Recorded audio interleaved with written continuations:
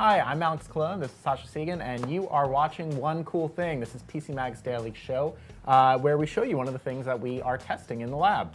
Today's cool thing is the all-new 2018 version of the Amazon Fire HD 8. So you could see here we have the regular version. We also have below it the Kids Edition. So if you have any questions about the tablets or any other thing that we're talking about, feel free to leave a comment. And if you're watching this now on Facebook Live, we'll read them out. If you're watching this later on YouTube, you can leave a comment there. We'll also read those. And let's get started talking about this tablet. So this is the Fire HD 8. Yep. It looks and feels very similar to the Fire HD 8 from last year. And so we were just discussing it. As far as we know, as far as we can tell, as far as Amazon has told us, there really isn't much of a difference with this one and last year's model. No, it pretty much is last year's Fire HD 8, but with an upgraded front-facing camera.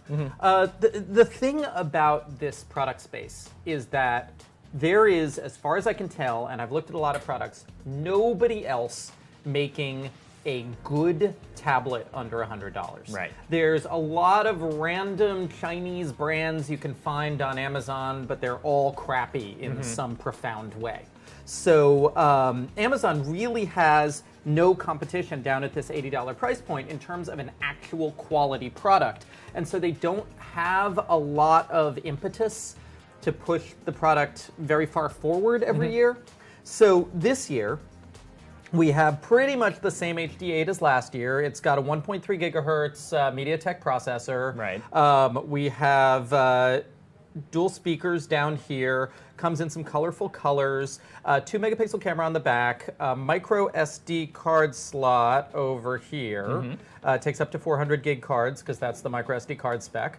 And the upgraded portion this year, 1280 by 800. 8-inch screen. The upgraded portion this year is that this front-facing camera has gone from VGA to 2 megapixels with 720p video, and that is largely to support Amazon's drop-in video calling function. Right. Because one of the things that they introduced last year as software that I think is absolutely brilliant, actually, is the show mode.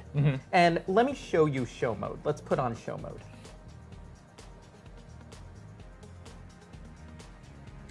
So show mode is a way to, is show mode loading? Oh yeah, there we go.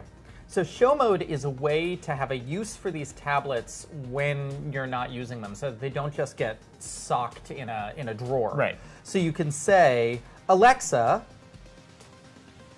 how's the weather tomorrow?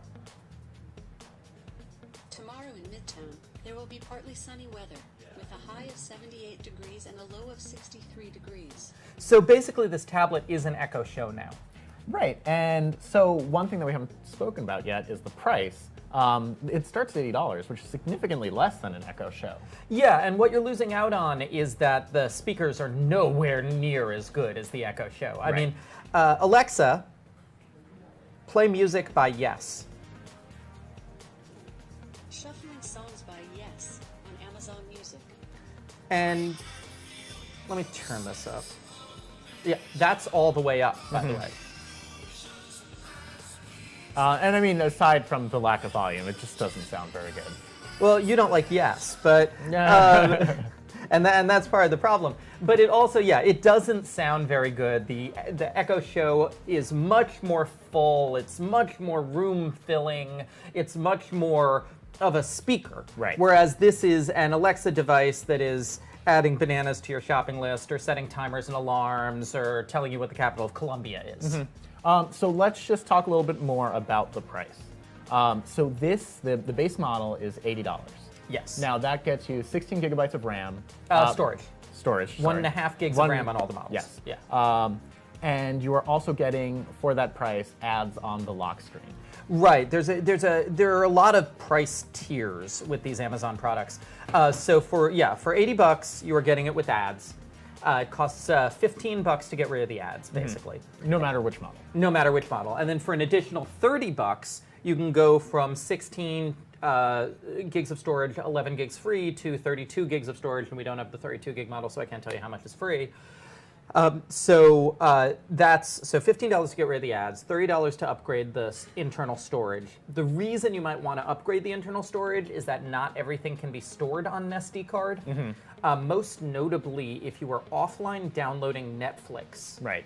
In general, there are reports that Netflix doesn't want to use the SD card, and so you may want to get the bigger storage model. And then for a $50 upgrade, you get this kids model, which basically consists of a big rubbery case, Right. A year's worth of subscription free time content, which is a $36 value, and a 2-year no questions asked, you break it, we don't care how, we'll give you a new one warranty. And so what is the warranty on the non-kids edition? What is the warranty on the non-kids edition? I believe it is 90 days, and I believe it is not no questions asked. So, I mean, even if you don't have kids, if you're the kind of person who breaks things pretty often, this is not a bad deal.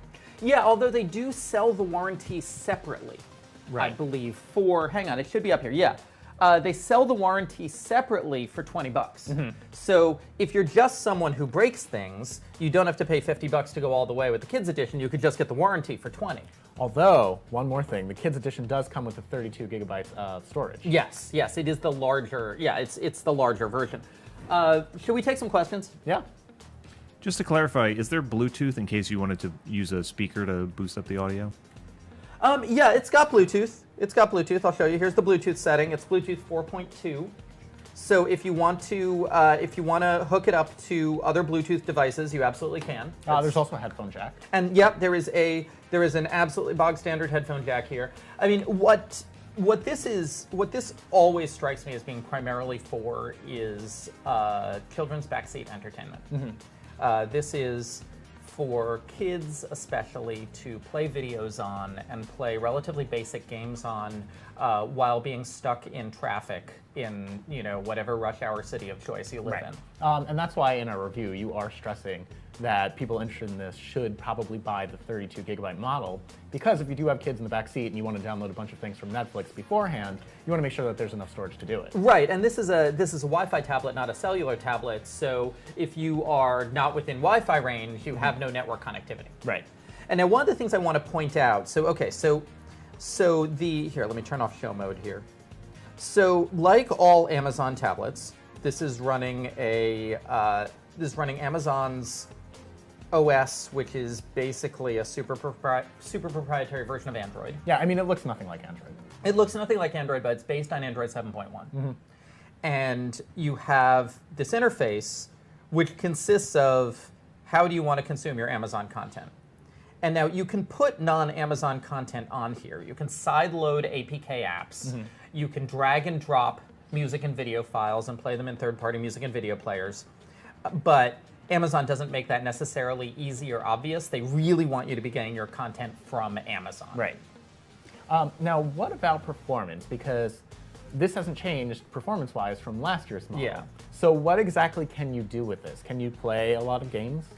You can play games, but not really heavy ones. I would really go for the kind of the kind of Alpha Bears, Candy Crush, Where's My Water sort of puzzle and Toka Boca for kids. Stuff that doesn't require intense dynamic graphic rendering. You're not gonna play Fortnite on this thing. Right. Yeah. Looks like we have a question. So to sum up, why would someone buy this over an iPad? Because it costs $80. Because an iPad costs 4 times the price of this. So, yeah, if all your needs are to basically consume Amazon content or consume content that you've sideloaded over onto here, if you just want to play some games and watch some videos and listen to some music, then and the difference between $80 and $329 is a meaningful thing to you, then you get this tablet. Yeah, I actually don't necessarily see these as, like an Amazon Fire versus an iPad. They're very different things. Yeah, an iPad is a computer. I mean, there's that "What's a computer" ad that Apple had a little while ago, and the iPad is a full-fledged computing platform, whereas this is a bite-sized little media tablet. Yeah, so speaking of bite size, I mean, what do you think about the size of this for reading books? Can it replace an e-reader? I think it can. So one of the things I was enjoying here was reading Lonely Planet Japan. Was reading a color travel guide on here, and yeah, it's just the right size to be a color e-reader. Now that said, if you aren't primarily reading things with a lot of color, I really, really recommend and I really strongly suggest getting an e-ink e-reader instead. Right. Because it is still an LCD screen, it is still highly reflective, it is still tiring on the eyes. They have a blue light filter, but there really is nothing like e-ink for that restful reading experience. Also battery life. So ebook readers, they can last for about a month. How long does this last? Amazon says 10 hours. That means 10 hours with half brightness. Full brightness, we're talking about 5 hours. Okay. So, it's a tablet. You got to recharge it every day or two. It's not like an e-reader. It's not that effortless e-reader experience, which I so enjoy. I am also the e-reader reviewer, so I'm very about e-ink as well. And what about the screen itself? I mean, do you think that the resolution is okay for everything in general? Yeah, 1280 by 800 is fine at 8 inches. It's 189 ppi, which is, not the greatest. E-readers are going to be higher. More expensive tablets are going to be denser, but it's acceptable. And remember, this is 80 bucks. My only problem with this screen is that it isn't very bright, and so. Between its lack of aggressive brightness and its reflectivity, it is a little bit harder on the eyes than the screen of an e-ink e-reader or a tablet which costs 4 times as much. Right. But that tablet costs 4 times as much. Right, and yeah, now is a good point to stress. We really haven't reviewed anything in a long time in this price range that's really comparable. Well, I mean, we have a bunch of $100 to $150 Android tablet reviews out there. There's we basically like the Lenovo Tab 4.8 and the Lenovo Tab 4.10. Right. And there's a couple of other tablets swirling around in that price range from reputable brands. The capabilities are extremely similar to this one on those tablets, except they have Google Play rather than the Amazon OS. And you basically are paying a $30 surcharge to be in the regular Google ecosystem. And that has pluses. For instance, there's no YouTube app for this. There's no real YouTube app. There's a bunch of crappy third-party unsupported YouTube apps. Right. If you want to watch YouTube, it's an awkward experience on this tablet. If you want to do anything involving a Google thing, it's an awkward experience on this tablet. So if someone who is looking for their first tablet, do you think that this is a better choice than getting an Android tablet? I mean, I think it is. I think the question is if you are satisfied with Amazon and side-loaded content. Okay, and a lot of people are. A lot of people are like, I want a tablet basically for Amazon, Netflix, Hulu, and Play Music. If that's what you want, then this is 100% satisfactory. Right. If you're, if you're interested in going out and downloading the full range of arbitrary Android apps in the world, then yeah, you need to pay that. You need to pay that surcharge. And you need to get into the real Android app store. Right. Looks like we have another question. How well does this sell for Amazon compared to other Alexa devices? I don't believe Amazon releases product-by-product sales figures. They lump them together. They obfuscate. I know that this sells well. I know this is a successful product, but I don't believe they have given actual numbers. Also worth noting, Amazon does sell other tablets. Right, and so up here on the screen here, we have Amazon's full range of tablets. And just stepping through, so the $49.99 Fire 7, I don't like it for 2 reasons. Not enough RAM, not enough storage. It has 1 gig of RAM as opposed to the 1.5 in here, and that really makes the user interface crawl. Also, 8 gigs of storage is really pinchy. This one, we like it. It's our editor's choice. Fire HD 10, $149.99. At that point, I'm kind of feeling like it's more price competitive with the regular Android tablets. Get a regular Android tablet. Yep. Kids editions, we discussed the pluses and minuses of those. And then now, this is going to be sold in a bundle, by the way, with a dock, this show mode charging dock, which we reviewed. Together, basically, they're charging $15 for the dock. That's a good value in the bundle. It's a nice dock. The dock was initially being sold really overpriced at about 40 bucks, at which point it was not a value, but at 15 bucks, it's a good dock. Makes it into a nice Echo Show, charges it. That's nice. So as you just mentioned, this is our editor's choice. We basically recommend this to people who want to get a tablet to give to their kids. Yeah.